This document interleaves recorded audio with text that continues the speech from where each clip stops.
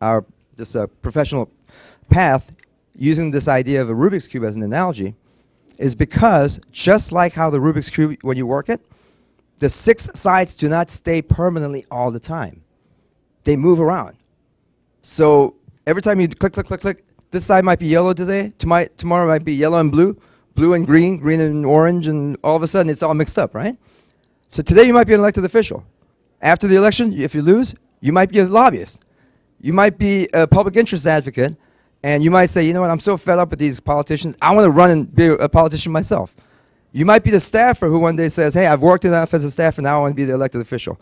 You might be an elected official who says, you know what, I hate getting yelled at all the time, I'd rather be a pundit and yell at other people.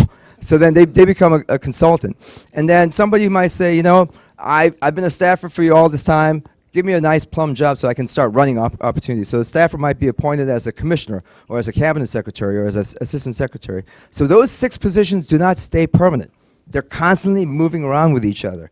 And that's why you'll see that now. And then the final reason why I use this analogy is the Rubik's Cube doesn't change on a random basis.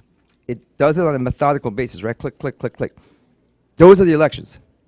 Every 2 years in America for federal. Some places like state and local, you do it twice a year, 3 times a year if you have primary elections, sometimes even 4 or 5 times depending on you have school boards and such. In Virginia, we have elections every 6 months. I mean, there's an election every single 6 months or so. Elections are when these things generally happen. So elections are an opportunity for you as an elected official to then maybe move on to something else or a board member. And so you got to keep that in mind. Politics isn't something you just jump in and say, I'm kind of bored today, let me go into this now. You have to have a deadline. 2016, 2018, 2020, 2022, or in my case in Virginia, because we have elections in odd years, 2017, 2019. So you have to say, okay, that's the day when the Rubik's Cube is going to click, click, click, click, move around.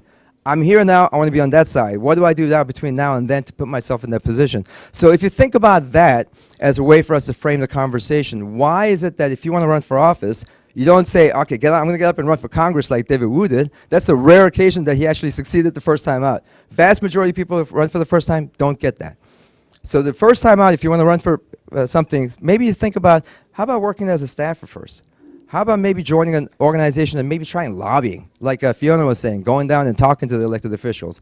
How about maybe getting an appointment, and that's what Maylee will talk about, so that I can maybe be an appointee for a while and see how the government actually works without putting my name out there as a principal? Or how about just kind of I lay back and maybe I start writing blogs? I mean, I'm angry enough about an issue, maybe I'll just start writing, and then hopefully my article will be an op-ed, and then somebody will notice my name in an op-ed saying, hey, this person has a good point. Let's talk to that person about maybe running for office one day. So those are different ways that you can play around the Rubik's Cube, right? So think about the appointments opportunity and the boards and commissions as a way for you, one of many entry points into the professional path of policymaking and public policymaking process. So with that, let me turn this over to Maylee, and then she'll tell you what to do to become successful.